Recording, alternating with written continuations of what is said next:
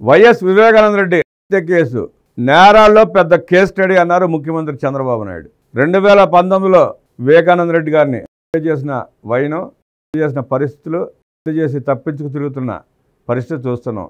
6 సంవత్సరాలైంది ఆ కేసు నత్తనడక సాగుతూనే ఉంది. అదొక కేస్ స్టడీగా తీసుకుని పనిచేయాలని చెప్పి ముఖ్యమంత్రి గారు సీరియస్గా సదస్సులో చెప్పడం జరిగింది. శాంతి భద్రతలపై సమీక్షలో నేరాల నియంత్రణపై పోలీస్ శాఖ ముఖ్యమంత్రి చంద్రబాబుకు ప్రజెంటేషన్ ఇచ్చింది. టెక్నాలజీ ద్వారా కేసుల పరిష్కారం, నేరగాళ్లను శిక్షించడంలో అనుసరిస్తున్న విధానాలను అధికారులు వివరించారు.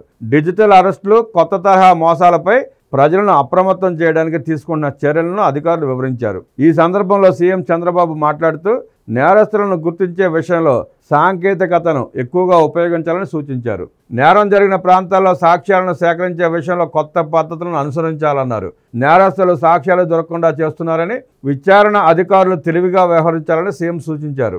నేరాలు చేసి పారిపోయేవారు కొందరైతే నేరాలు చేసి పక్కవారిపై నెట్టేవారు మరికొందరని సీఎం వ్యాఖ్యానించారు. వివేక ఒక్కటే నేరాల్లో పెద్ద కేస్ స్టడీ అని, ఈ కేసు విషయంలో ఎదురైన మలుపులు గుర్తుపెట్టుకోవాలన్నారు. ఫోరెన్సిక్ ఎవిడెన్స్ సేకరణ విషయంలో పక్కాగా వ్యవహరించాలన్నారు.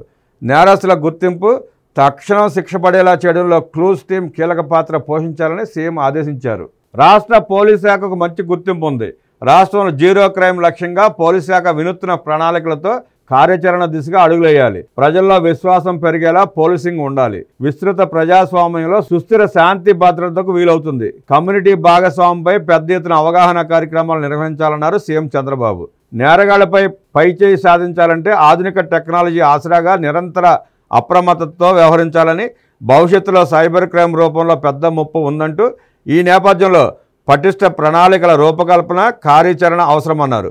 ఇందుకు పకడ్బందీ సైబర్ వాల్స్ రూపకల్పన అవసరాన్ని ప్రస్తావించారు.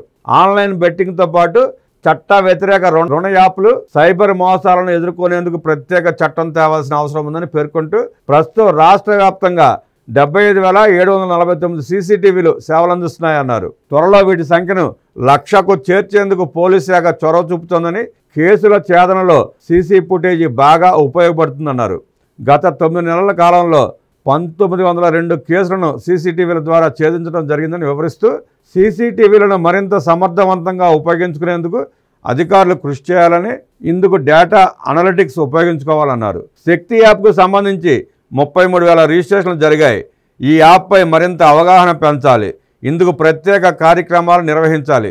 ప్రజలు సైబర్ మోసాల బారిన పడేందుకు digital literacy, poor digital hygiene వంటివి మూల కారణాలుగా కనిపిస్తున్న నేపథ్యంలో అవగాహన పెంచడం ముఖ్యం.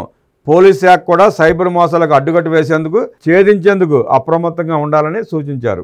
డిజిటల్ అరెస్ట్ అంటూ విజయనగరం, బాపట్లలో చోటు చేసుకున్న 2 సంఘటనలు, వాటిని పోలీస్ శాఖ విజయవంతంగా ఛేదించిన తీరును ముఖ్యమంత్రి ప్రశంసించారు. కృత్రిమ మేధ అప్లికేషన్ విజయవాడలో ట్రాఫిక్ మేనేజ్మెంట్లో ఎలా ఉపయోగపడుతోందో పోలీసు అధికారులు వివరించగా ఈ చొరవను ముఖ్యమంత్రి అభినందించారు. మత్తు పదార్థాల దుష్పరిమాణాలపైన అవగాహన కల్పించి యువత వాటి వైపు వెళ్లకుండా చూడాలన్నారు. ప్రతి జిల్లాలోని డ్రగ్ డీ అడిక్షన్ కౌన్సిలింగ్ కేంద్రాలను బలోపేతం చేయాలని, అందుకు సలహా కమిటీలు చొరవ చూపాలన్నారు.